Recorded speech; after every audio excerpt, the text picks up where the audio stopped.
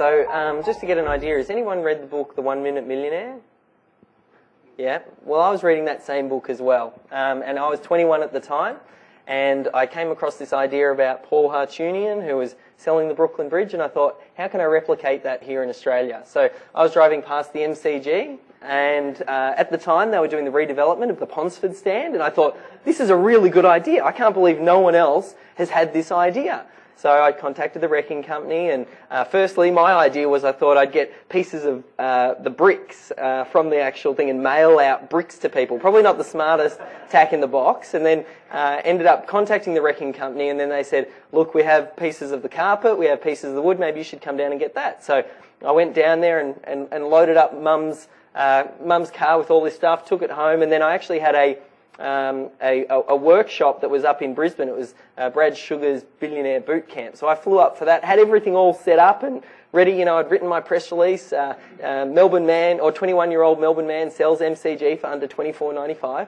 Because I was going to sell my little pieces of the wood. And I was up on the Gold Coast, and I had a few people call me up and say, hey, Dave, have you given this wood to anybody else? And I'm like, no. And they said, someone is doing the exact same thing down in Melbourne at the moment, while I was planning to launch everything when I got back. So as you can imagine, at the time I was pretty gutted, and Pete was my arch nemesis and rival. But then we sort of found our circles sort of collided a few times at some different conferences and that type of thing, and we built up a little bit of a relationship. We started rock climbing together, and yeah, not physical.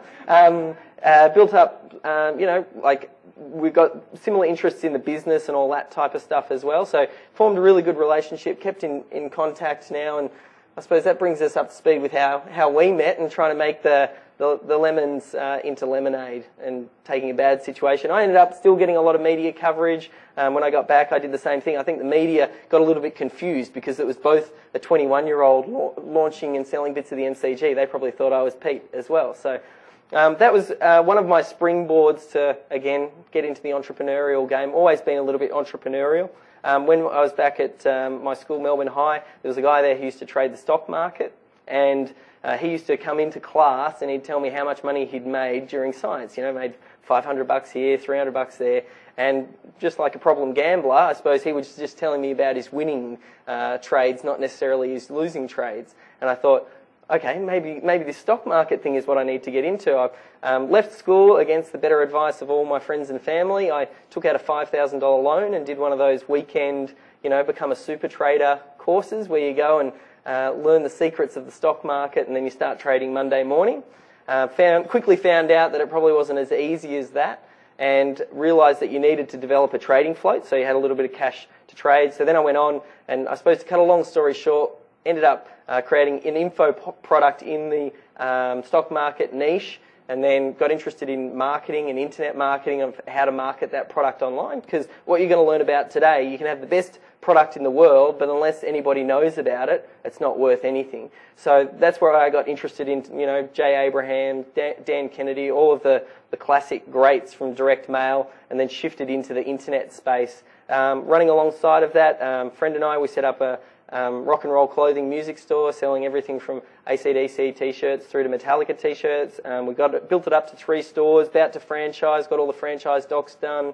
Dominate the website online. You can search just about any band name and add the word merch after it, and we come up number 1. And then from there, we started getting a lot of people saying, how is it that you're doing what you're doing online?